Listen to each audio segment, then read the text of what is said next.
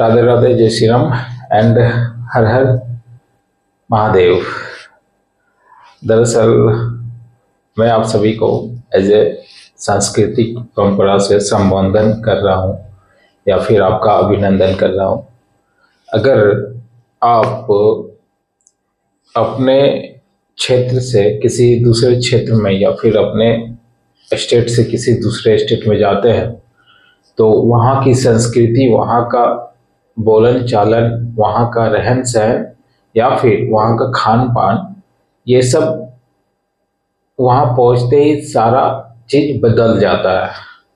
जैसे हमारे यहाँ झारखंड में किसी का अभिनंदन करने के लिए हम लोग हाथ जोड़ के जोहार करते हैं या फिर सिंपल में जोहार झारखंड करते हैं, ठीक है। बट यही चीज़ आप बनारस निकल जाओ, किसी धार्मिक प्लेसेस, उत्तर प्रदेश निकल जाओ, मध्य प्रदेश निकल जाओ, तो वहाँ पे क्या होता है कि अभिनंदन कैसे करते हैं? महादेव भैया, महादेव, या फिर हर हर गंगे, या फिर जय श्री राम, या फिर वृंदावन चले जाओगे तो आपको क्या बोलेंगे? राधे राधे।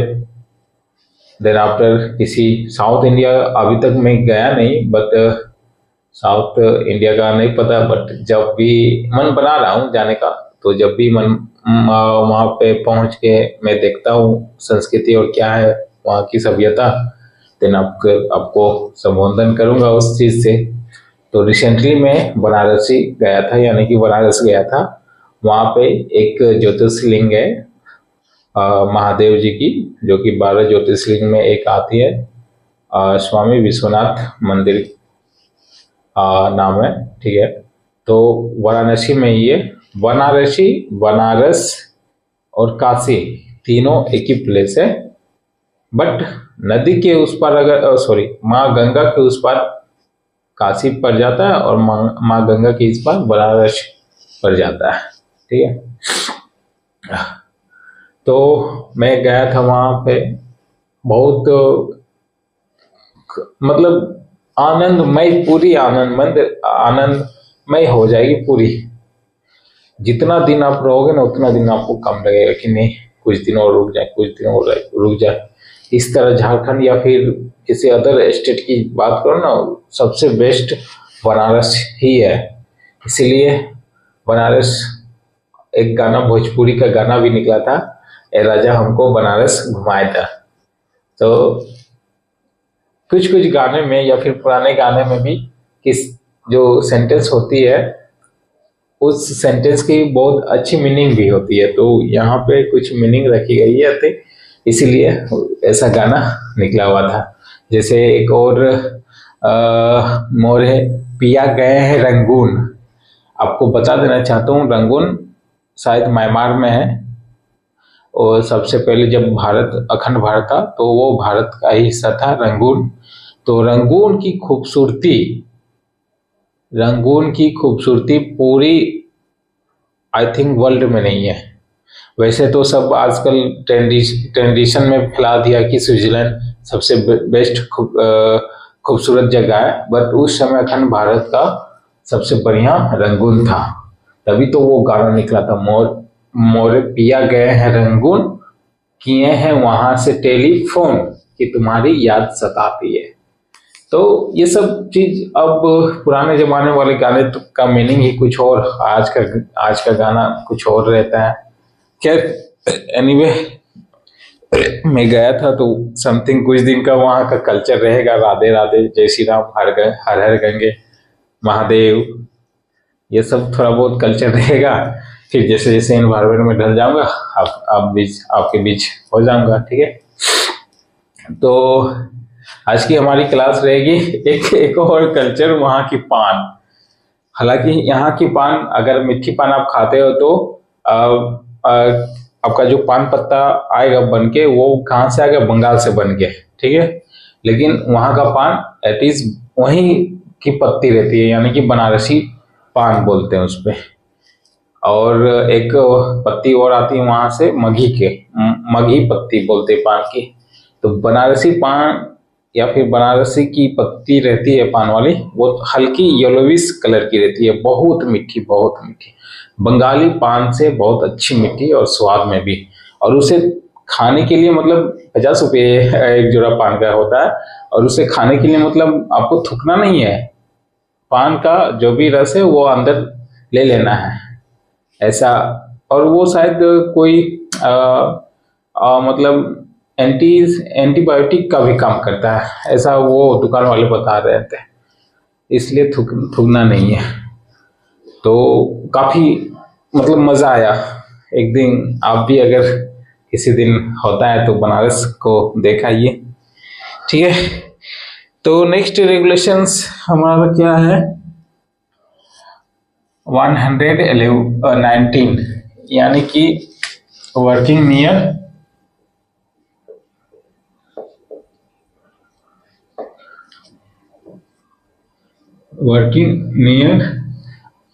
रेलवेज होगा, रेलवेज है ना, railways and working under railway and road, nears नहीं है, working under railways and road, okay, ये पढ़ना है। अच्छा, रोड में आप सभी को तो पता ही होगा रोड कितने तरीके से है, क्या कितने तरीके के रोड होते हैं। रास्ता नहीं, रास्ता अलग बात है और रोड अलग बात है, ठीक है। रास्ता में तो पगडंडी को भी हम लोग रास्ता बोल सकते हैं, लेकिन रास्ते को हम लोग रोड नहीं बोल सकते हैं, ठीक है। रास्ते में तो एज ए ह्यूमन बींग्स या एनिमल्स चलते हैं, बट गाड़ी या फिर मोटरसाइकिल्स ये सब नहीं चल सकते, ठीक है। तो ये जो टर्सरी बिजनेस में आती है, यानी कि मोड ऑफ बिजनेस आप देखेंगे तो ये टर्सरी में आ जाते हैं, ट्रांसपोर्ट एंड गुड्स सर्विसेज, ये टर्सरी में आते हैं। तो ये कितने तरीके के होते हैं रोड्स, ये आपके 2 तरीके के रोड्स बनाए जाते हैं। एक स्टेट गवर्नमेंट की रोड रहती है, स्टेट गवर्नमेंट, और एक सेंट्रल गवर्नमेंट की रोड रहती है, सेंट्रल गवर्नमेंट की रोड। स्टेट गवर्नमेंट में आप देखे होंगे किसी भी मतलब एग्जांपल, आप गांव देहात की रोड देख लो, पीसीसी रोड देख लो, पीसीसी रोड, तो ये स्टेट गवर्नमेंट की होती है। और सेंट्रल रोड जो आप जीडी ट्रेड या मेन रोड हाईवेज देख रहे होंगे, ये सेंट्रल की रोड रहती है। पीसीसी रोड कोई कंक्रीट करके कुछ फुल फॉर्म रहता है, cement concrete public cement concrete या प्रोविडेंट सीमेंट कंक्रीट, ये देख लीजिएगा आप लोग, ठीक है। ये रोड, ठीक है। रोड हमारा माइंस में भी होता है, तो वो माइंस वाली रोड यहाँ की बात नहीं कही गई है, बात की गई है स्टेट और सेंट्रल गवर्नमेंट की। रेलवे तो आपको पता ही होगा, रेलवे सेंट्रल गवर्नमेंट के अकॉर्डिंग आता है, स्टेट गवर्नमेंट की रेलवेज नहीं आती है। हाँ, बट दार्जिलिंग में वो मोनो रेल जो होती है वो स्टेट गवर्नमेंट में आती है।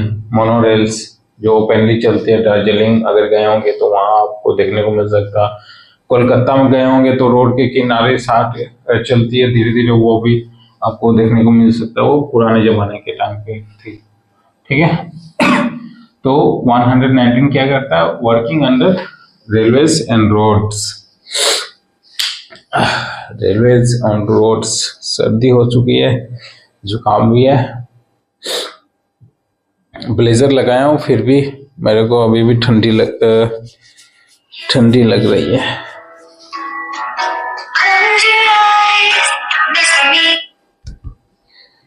ओके, तो रेगुलेशन 190 कहता है, क्या अगर हमारे माइंस में या नियर माइंस में या फिर माइंस के अंदर में किसी पब्लिक रोड या पब्लिक प्रोविडेंट की बनी हुई कोई इंफ्रास्ट्रक्चर्स या स्ट्रक्चर्स या फिर सरफेस स्ट्रक्चर्स या फिर रेलवे या फिर रोड आ जाती है, बीच में आ जाती है, सपोज दैट ये आपका सरफेस है और यहाँ पे बिल्डिंग्स है, ये बिल्डिंग्स रहा,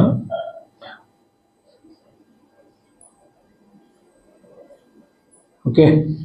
और यहाँ से आपका रेल लाइंस ट्रैक बिछी हुई है और यहाँ पे रेल्स यानी कि इंडियन रेल्स क्रॉस करती है। अब क्या है कि ये पूरी सरफेस है, आपने बिल्डिंग भी इधर सारे बिल्डिंग्स और यहाँ से रोड मान लेते हैं, रोड क्रॉस की ये हाईवे, ठीक। ये सरफेस हो गया। अब यहाँ से आपका कोयला का फॉर्मेशन है, इसके नीचे सारे कोयला का फॉर्मेशन है।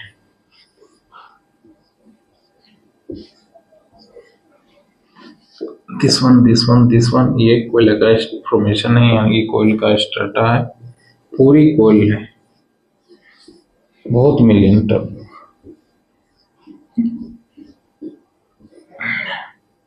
ओके, तो इस तरह में आपको अगर नहीं समझ में आ रहा तो ये मैं मिटा दे रहा हूँ, ये रोड को मैं मिटा दे रहा हूँ, सिंपली इसको रख रहा हूँ।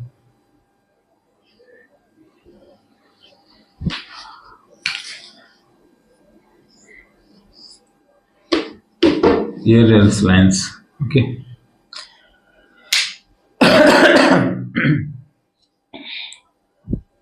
आपका यहाँ मिलियन टन्स है, यानी कि मिलियन क्यूबिक टन्स, बहुत सारा मटेरियल्स है, यहाँ भी बहुत मटेरियल्स है और सारे अंडरग्राउंड है, बिलो दी अर्थ है। और ये अर्थ के ऊपर में आपका रेल्स लाइंस गुजरी है, यहाँ बिल्डिंग्स है, यहाँ भी बिल्डिंग्स है, ओके। आपने वर्किंग करते करते यहाँ तक वर्किंग कर चुका, डेवलपमेंट यहाँ तक कर चुका है, ठीक। तो इसको मैं रब कर देता हूँ ताकि समझने के लिए।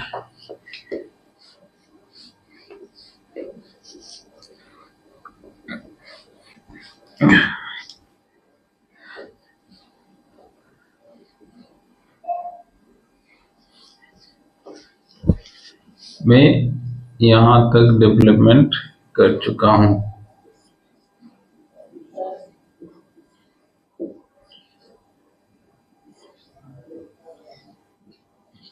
ओके। अब आगे भी हमारा कोयल का फॉर्मेशन है, यहाँ भी कोयल का फॉर्मेशन है। तो क्या ऐसे केस में हम आगे बढ़ सकते हैं, आगे की ओर बढ़ सकते हैं फॉर्मेशन करते हुए या डिप्लेयरिंग करते हुए या डेवलपमेंट करते हुए? ऐसे केस में आप बढ़ सकते हैं। सोचो, ये क्वेश्चन आपका रहा है, ठीक। आप कुछ देर में सोच लो, तब तक मैं आगे चलता हूं। तो रेगुलेशन 119 कहता है no working shall be done within 45 meters around the railways lines, public roads या प्राइवेट रोड्स या प्राइवेट स्ट्रक्चर्स, बिल्डिंग्स या सरफेस स्ट्रक्चर्स। यानी कि 45 मीटर के रेडियस पे, 45 मीटर के अंदर किसी भी तरह का रेलवेज की लाइंस आ जाती है, सरकारी या गैर सरकारी बिल्डिंग्स आ जाती है, रोड्स आ जाती है, तो आपको वर्किंग नहीं करना है, ओके। आपको वर्किंग नहीं करना है। 45 मीटर के अंदर, 45 मीटर के अंदर कुछ भी आ जाता है, रेलवे रोड्स ये सब, तो नो वर्किंग, क्लोज, ओके। फिर क्या कहता है रेगुलेशंस में कि अगर आप वर्किंग करना चाहते हैं तो ऐसे केस में सेंट्रल गवर्नमेंट प्लस किसी की बिल्डिंग है उसको भी आपको नोटिस देना है, सेंट्रल गवर्नमेंट को नोटिस देना। अगर रेलवे लाइंस की पटरियां बिछी हैं तो रेलवेज को भी आपको नोटिस देना है कि सर हम यहाँ वर्किंग करेंगे या फिर स्टार्ट करेंगे। उसके बावजूद भी आपको डीजीएमएस यानी कि चीफ इंस्पेक्टर माइंस को नोटिस देना है परमिशन के लिए, not a working, okay. Permission के लिए सर हमारी कंडीशन ऐसी ऐसी है, तो हम आगे वर्किंग बढ़ाना चाहते हैं, तो बताइए क्या करें, स्टॉप कर दे या फिर रहने दें। तो जैसा चीफ इंस्पेक्टर यानी कि डीजीएमएस का जैसा नोटिफिकेशन, जैसा मैसेज या जैसा दिशा निर्देश आता है वैसे आपको चलना है। ओके, ये रेगुलेशंस 119। अब इसमें और कुछ मुख्य बातें हैं नहीं, ठीक है। एक ही बात है, बिलो विदिन 45 मीटर के अंदर कोई वर्किंग नहीं करना। मैंने आपको कहा था कि सर यहाँ है फॉर्मेशन, तो आप क्या यहाँ तो आपको 45 मीटर के करीब हम लोग आ चुके हैं सर। अब आगे हम लोग परमिशंस मतलब विदाउट परमिशंस या फिर परमिशन लेके भी हम लोग कैसे इसमें वर्क कर सकते हैं। यहाँ तो पब्लिक, यहाँ ऊपर में रेल्स चल रही है। इन द केस अगर हम पिलर को कटाई छटाई करें तो कोलैप्स करके ये रेल्स तो धंस जाएगी ना। इसमें मान लीजिए राजधानी चल रही है, शताब्दी लोकल ट्रेन्स या फिर कोई एक्सप्रेस ट्रेन्स चल रही है तो दिक्कत हो जाएगी। तो फिर ऐसे केस में आपको क्या करना, ऐसे केस में आपको पूरी सेफ्टी के साथ वर्किंग करनी है, यानी कि स्टेबिलिटी ऑफ द पिलर्स हमेशा रहना चाहिए, ठीक है।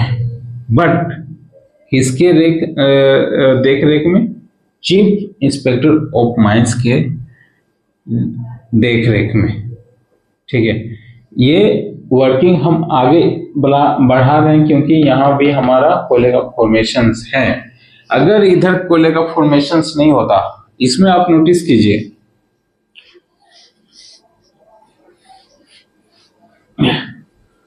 इधर कोयले का फॉर्मेशंस नहीं रहता या थोड़ा सा रहता, एज लाइक इट यहाँ तक फॉर्मेशंस रहता कोयला का, तो 45 मीटर के अंदर ही हम लोग वर्किंग स्टॉप कर देंगे, क्लोज कर देंगे कि जाने दो, थोड़ी बहुत जा रही है कोयला, जाने दो, ओके, क्लोज, बंद। बट आप देख रहे हो कि थोड़ा और करीब हम जा सकते हैं वर्किंग को लेके हम लोग और करीब जा सकते हैं, यहां तक हम लोग आ सकते हैं। तो इसमें कोई भी दिक्कत नहीं आने वाली है। Stability of the pillars it is रहेगी, कोई लोड ज्यादा या फिर कोलैप्स होने का, पिलर का कोलैप्स होने का कोई चांस नहीं है। तो हम लोग कहां तक जाएंगे, और करीब जाएंगे, इसके और करीब जाएंगे, 45 मीटर के और करीब जाएंगे। बट किसके परमिशन से, CIM परमिशन से, ओके। जैसा निर्देश देंगे कि भाई और आगे जाओगे डेंजर हो जाएगा, अपनी भी जान जाओगे, दूसरी की भी जान जाएगा, जान और माल दोनों की हानि होगी, स्टॉप वर्किंग, तो स्टॉप कर देना है। But stability of the pillars या फिर सब चीज ओके रहा, सेफ्टी सब प्रिकॉशंस आपका और सपोर्ट सब चीज ओके रहा, जितनी देर तक जा सकते हैं आप डेवलपमेंट कर सकते हैं, डेवलपमेंट, ठीक। उसके बाद आपको ये इट इज छोड़ना ही पड़ेगा, रिप्लेनिंग यहाँ से नहीं, 45 मीटर के बिलो 45 मीटर के रेडियस से दूर से। ऐसा लिखित नहीं है बट प्रैक्टिकली ऐसा होता है, ओके। आप परमिशन लेके कर सकते हैं, ठीक। अब बोलोगे सर आपने कहीं देखा है क्या, क्योंकि रेगुलेशंस में तो 45 मीटर के बाद क्लोज वर्किंग लिखी गई है, एबोडेंट वर्किंग लिखी गई है, ठीक ना। तो देखा है क्या, डेफिनेटली मैं जानता हूँ, देखा भी हूँ, गया भी हूँ, इसलिए मैं आपको ये चीज बता रहा हूँ। एज ए प्रैक्टिकली में हमारी वर्किंग हो चुकी है इस पे। बट किसी माइंस का मैं नाम नहीं नॉमिनेट कर सकता हूँ, हो सकता है कि उसने परमिशन लिया भी होगा या नहीं भी लिया होगा, ये पूरी जानकारी हमें नहीं है, इसलिए किसी की भी वर्किंग्स के जैसी भी है मैं उस पर कमिटमेंट या नॉमिनेट नहीं करूंगा, ओके। बट ऐसा हम कर सकते हैं, ठीक। अगर ये क्लोज पड़ी हुई है, ये डेडलाइंस है आपकी, डेड रेलवे लाइन्स है, तो ऐसा डेफिनेटली आप परमिशन लेके कर सकते हो। बट रनिंग है तो उसमें दिक्कत थोड़ी आएगी, इसलिए 45 मीटर के अंदर कोई भी वर्किंग नहीं, ऐसा सीधा सीधी लिखा हुआ है रेगुलेशंस में। बट इन द केस आपको उचित लगता है कि हम लोग कर सकते हैं, सही सलामत वहां के कोयले का निकासी कर सकते हैं, तो फिर हमारे गुरुजी यानी कि ब्रह्मास्त्र। ब्रह्मास्त्र हैं, आप इनका प्रयोग कर सकते हैं। इसमें भी कंडीशन है, प्रयोग होगा जैसा निर्देश देंगे ब्रह्मा जी वैसा ही आपको वर्किंग करना है। ओके, संस्कृति बातें मुंह पे ज्यादा आ रही है ना, बनारस को गया था इसलिए। बनारस की एक और चीज हमें बहुत अच्छी लगी कि कल्चर को उन्होंने, इंडियन जो कल्चर होता है उन्होंने बचा के रखा है, वहाँ के लोगों ने बचा के रखा है। अब इंडियन कल्चर में क्या कि आज के अगर आप वेस्टर्न कल्चर को फॉलो कर रहे हैं तो डांस में हिप हॉप आ गया, ये वो दिस दैट, ऐसे कमर उमर उठा के डांस करते हैं। बट इंडियन कल्चर में क्या था, नृत्य था, नृत्य, not hip hop, not a dance, नृत्य उसे कहते हैं। नृत्य में क्या आते हैं, नृत्य में कथक आता है, कथक। और कथक वाली ड्रेस मैंने खुद देखा है, कोई भी सिंपल लड़की, जिस तरह अगर कोई लड़की के ड्रेसअप में वर्दी आ जाती है ना तो उसकी खूबसूरती बढ़ जाती है, सेम इट इज कथक वाली ड्रेस भी अगर कोई को पहन के रेडी होते हैं ना कथक करने के लिए, इतनी खूबसूरत, इतनी मतलब संस्कारी, इतनी पारंपरिक लगती है कि भाई प्रणाम करने को मन कहेगा, लगेगा कि देवी देवता आ गए हैं, सेम इट इज। और काफी अच्छे, सुरमा भी आंखों से थोड़ी लंबी रहती है, बहुत अच्छी। और उनकी स्टाइल भी मतलब गजब का, मैंने देखा था, क्लासेस डांस भी देखा था। तो ये सब चीज देखने चाहिए और संस्कृति जो है अपना वो कंटिन्यू आगे बढ़ा रहे हैं और कंटिन्यू चल भी रही है। झारखंड की संस्कृति क्या था, झारखंड की संस्कृति कहाँ से था, ये डेफिनेटली आप जान रहे हैं। यहाँ की जल जमीन जंगल से ही संस्कृति था। और ये सारे कौन बचाते थे, ये सारे SC/ST पर्सन्स, यानी कि ST/SC जो जंगल्स में रहते थे उन्हें SC/ST कहा जाता था, ट्राइबल्स लोग कहा जाता था। तो उन्हीं लोग का देन था कि सब चीज झारखंड। एक चीज नोटिस कीजिएगा कि ट्राइबल्स लोगों के वजह से ही झारखंड में कॉर्पोरेट कंपनी, यानी कि ब्रिटिश लोग बहुत रेयर केस में यहाँ पे अपना क्या बोलते हैं शासन किए हुए हैं, बहुत रेयर केस में शासन किए हैं, बहुत कम समय के लिए शासन किए हुए हैं।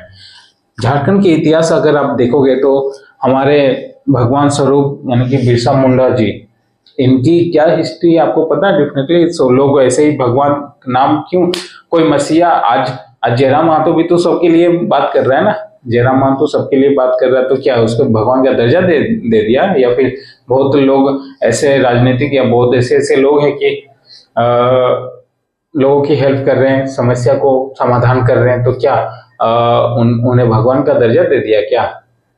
नहीं ना। तो सेम इट इज, वहां उस समय यह नहीं था कि वो लोगों की मदद कर रहे हैं या फिर कैटल्स या नेतागिरी कर रहे हैं, वो भगवान का दर्जा इसलिए दिया गया था। बिरसा मुंडा मतलब एक ऐसे खासियत थी उनमें कि अगर आप उस समय किसी भी रोग से गुजर रहे हैं तो वो आपको स्पर्श कर दें तो आप ठीक हो जाओगे, ऐसा उनका मतलब हिस्ट्री में बताया गया है कि देवता स्वरूप थे, टच कर देते थे तो आप ठीक हो जाते थे। तो इसीलिए उनका नाम भगवान पड़ा। बाकी उनकी कायरिस और जितने भी है फ्रीडम फाइटर्स को लेके और भी उनकी चहिता से बहुत, मतलब आप देखो हिस्ट्री पढ़ो, ठीक ना। तो हुआ यूं, झारखंड में इसलिए कम समय यहाँ पे शोषण या फिर कम समय शासन कर किए हुए क्योंकि सबसे पहला जो विद्रोह हुआ था, सबसे पहला जो विद्रोह हुआ था वो यहीं से हुआ था पूरी भारत में। आपने 1857 सुना होगा, मंगल पांडे जी, ठीक ना। लेकिन उससे भी पहले विद्रोह यहाँ हो चुका था और वो कौन किए थे? जगन्नाथ राम ढाल, जगन्नाथ ढाल नाम था उनका, जगन्नाथ ढाल। ये कब हुआ था? 1705 या नहीं 1805 या समथिंग था, जो भी है मैं भूल रहा हूँ। जगन्नाथ ढाल उनकी, ये हजारीबाग के राजा थे, हजारीबाग के उधर ही साइड में। हजारीबाग इसलिए क्योंकि आप अगर झारखंड की मैप देख रहे होंगे तो ये आपकी झारखंड की मैप बनी हुई है चबूतरा टाइप में, उतनी अच्छी से बनी नहीं है, ठीक है। और झारखंड को लग के ही यहाँ से बंगाल जाती थी, बंगाल। ठीक है, तो रास्ते में जो भी सामान उमान जाता था तो यहाँ के ट्राइबल लोग मारपीट करके लूट लेते थे, डाकू रहते थे, लूट लेते थे। उन्हें बस से शिकार करना, शिकारी करना, यही सब तो पहले लोग जिन सर्वाइव करने के लिए ऐसा करते थे। तो क्या हुआ कि बहुत सारा सामान या फिर ये सब होने लगा, तो अंग्रेजों को नुकसान होने लगा, होने लगा। और ये सब गुरिल्ला युद्ध, आज के टाइम पे अगर आप गुरिल्ला युद्ध जानते हैं तो उस समय भी यहाँ गुरिल्ला युद्ध चलता था, यानी कि इतने बड़े बड़े जंगल की यहाँ से वहाँ 5 मीटर के डिस्टेंस पे आप देख नहीं पाते थे, इतनी बड़ी बड़ी पेड़ पौधा जंगल रहती थी। तो इससे बचने के लिए अंग्रेजों ने क्या करा कि जंगल को साफ करना चालू किया, यानी कि जंगल की कटाई करना शुरू कर दी। तो फिर कटाई स्टार्ट होने लगी, उसी में विद्रोह होने लगा, जगन्नाथ ढाल का शासन छीनने लगा। फिर जगन्नाथ ढाल ने अपनी टीम बनाई। अभी बिरसा मुंडा पे भी कुछ मूवीज बनने को सुनने में आया है, भगवान बिरसा मुंडा, अब देखना जरा। तो जगन्नाथ ढाल ही ऐसे शख्स थे कि सबसे पहले विद्रोह किए थे। जगन्नाथ ढाल, जिनका विद्रोह का नाम था ढाल विद्रोह। 1767 डेट मेरे को याद आ गया, 67 से लेकर 77 तक, 67 से लेकर 77, 10 साल का विद्रोह था ये। तो बताइए, साढ़े 1700 ये में ईस्वी में पहला विद्रोह यहाँ से अंग्रेजों के लिए स्टार्ट हो गया था। तो सबसे पहला विद्रोह यही था।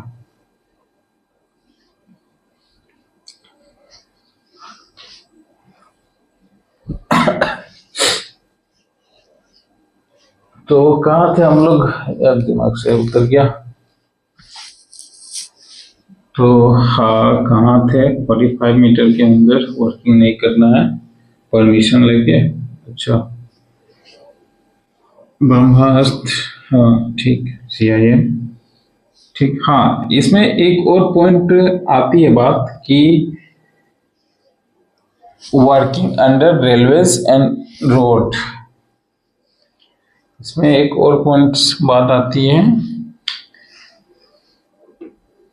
कि 45 मीटर के अंदर, हाँ, और इसमें और कुछ ऐसी बात है नहीं, ठीक है, सॉरी। तो चलिए अब रेगुलेशंस देखते हैं, या फिर हो सकता है मैं ट्रैक से थोड़ा दूसरी ट्रैक में आ गया था, भटक गया था, इसलिए बातें बोल रहा हूँ।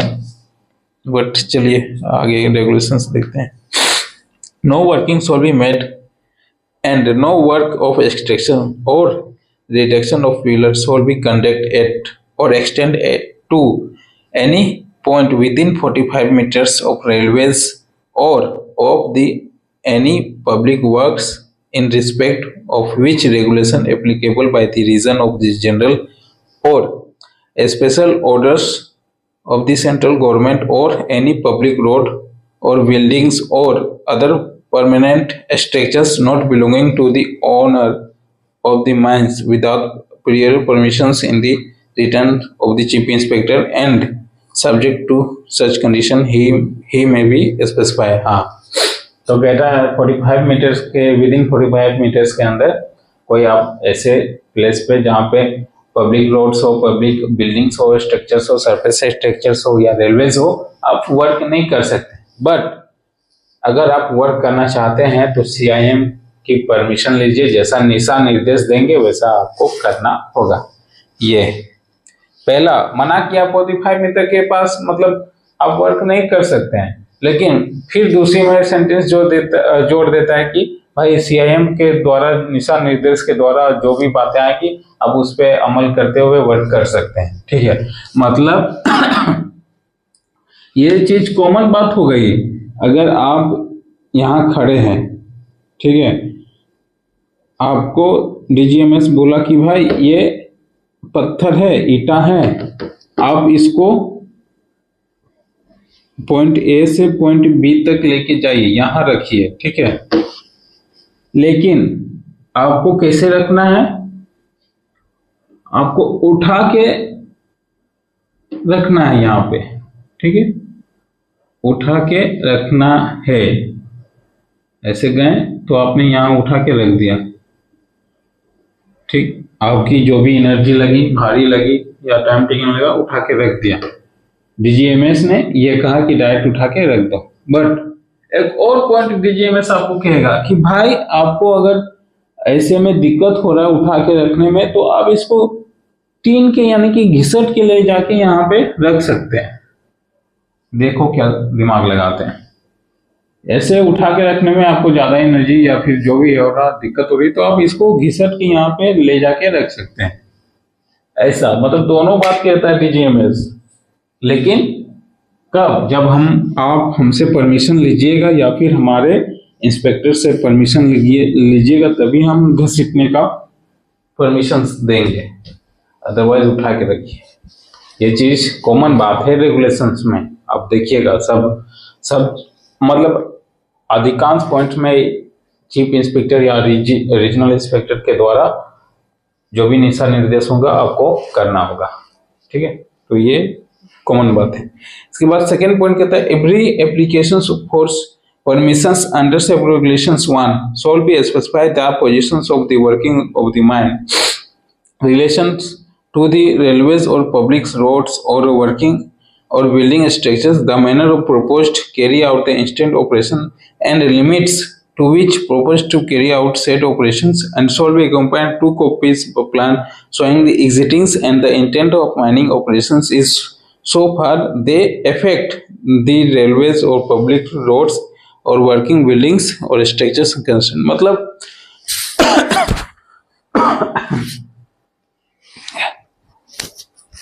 मतलब जो भी आप रेगुलेशंस 119 की पॉइंट 1 के तहत जो भी बातें रखी गई है, उस बातों में आपको एक प्लान बनाना है, पूरी वर्किंग की प्लान बनानी है, कॉपीज, हाँ, और प्लान की 2 कॉपी रहनी चाहिए, ठीक है। उसमें सारी चीज आपको दर्शाना है और क्या क्या इफेक्ट होगा या इफेक्ट होगा, दोनों आपको साथ दर्शाते हुए, उसमें समझाते हुए परमिशन चीफ इंस्पेक्टर की लेनी होगी।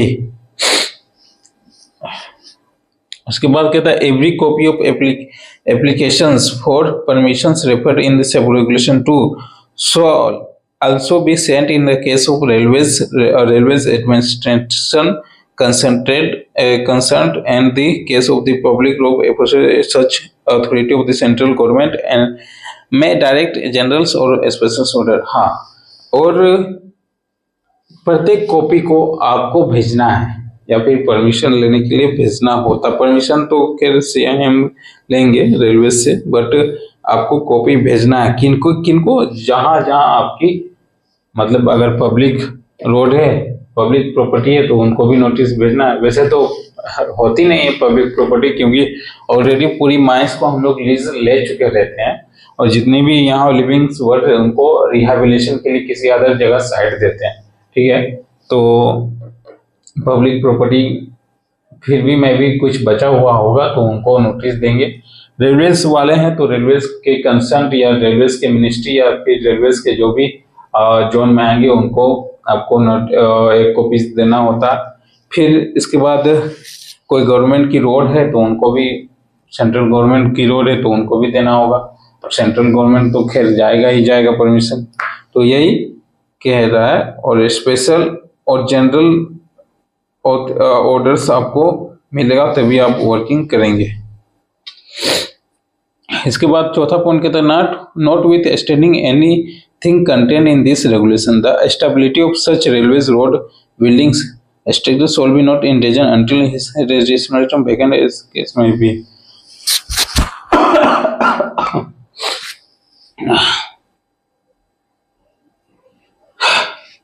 और not withstanding anything contained in this regulation the stability of such railway stability of such railways at it is होनी चाहिए, कुछ भी स्ट्रक्चर्स या कोलैप्स या सरफेस स्ट्रक्चर में दरार नहीं होनी चाहिए।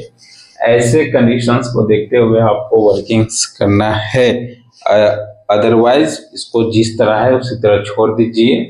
डिसएनिमेटिंग मतलब बहुत ज़्यादा, और डाइवर्ट मतलब मोड़ देना, या फिर वैकेंट मतलब छोड़ देना। ओके, मतलब यहाँ भाई, यहाँ सपोज दैट यहाँ तक रेलवे की लाइन यहाँ कंप्लीट हो नहीं, इसके बाद नहीं है, आप यहाँ तक गए वर्किंग करते हुए, इसको थोड़ा और आगे आने दी, यहाँ तक रेलवे लाइन थे, इसके बाद नहीं, तो यहाँ तक आप वर्किंग करते गए, तो फिर क्या करेंगे, विद इन 45 मीटर तो आ गया, तो या तो आप इसको मोड़ दीजिए, इसको वर्किंग मेथड यहाँ से छोड़ के, ये तो लास्ट एंडिंग पॉइंट यही है, तो फिर यहाँ से आप आगे बढ़ सकते हैं, 45 मीटर को छोड़ते हुए आगे बढ़ सकते हैं, ठीक ना, मोड़ सकते हैं, या फिर इसको एट इट इज रहने दीजिए, यही बात यहाँ पे रखी गई है। लास्ट पॉइंट कहता है where the stability of such railways roads works buildings or structures has been endangered due to any mining operation, the chief inspector may be ordered and written require the construction on a mine below ground or on the surface such protective work within the such times has may be अगर किसी की stability जैसे कि railways की हो गई, roads की work या बिल्डिंग्स और स्ट्रक्चर की किसी की भी स्टेबिलिटी अगर डेंजर जोन में आई या फिर थोड़ी सी भी हिली, तो चीफ इंस्पेक्टर तुरंत आ जाएंगे, ब्रह्मास्त्र सर आ जाएंगे और सबको ओके। तो कोशिश कीजिएगा स्टेबिलिटी ऑफ जितनी भी मैटर्स हैं सब ओके रहना चाहिए, और अगर किसी की भी इफेक्ट होती है तो आपको भरपाई करनी है। इन द केस आप अगर भरपाई नहीं कर पाते हैं तो चीफ इंस्पेक्टर किसी ऐसे वेंडर या ऐसे टेंडर्स या ऐसे पर्सन्स को दे सकते हैं भरपाई करने के लिए, बकायदा जो भी फीस और जो भी उसको करने में जो भी उसका माल या वेजेस होगी वो आपको ही करना होगा, चीफ इंस्पेक्टर सर नहीं करेंगे, और जैसा ऑर्डर्स देंगे वैसा आपको पालन करना होगा। तो ये हमारा रेगुलेशंस नंबर 190 डन। ओके,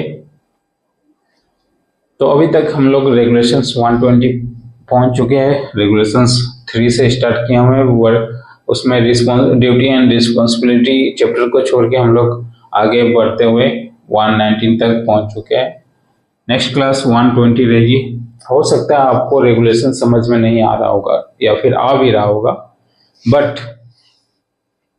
हमारी लेक्चर्स को आप देखिए, उसके बाद 2-4 क्वेश्चंस को आप रीड कीजिए, और उसमें तो ऑब्जेक्टिव रहता तो ऑब्जेक्टिव को भी रीड कीजिए, तब आपको समझ में आएगा कि पंकज केवट क्या बोल रहा था और उनकी बातें को कैसे याद रखेंगे।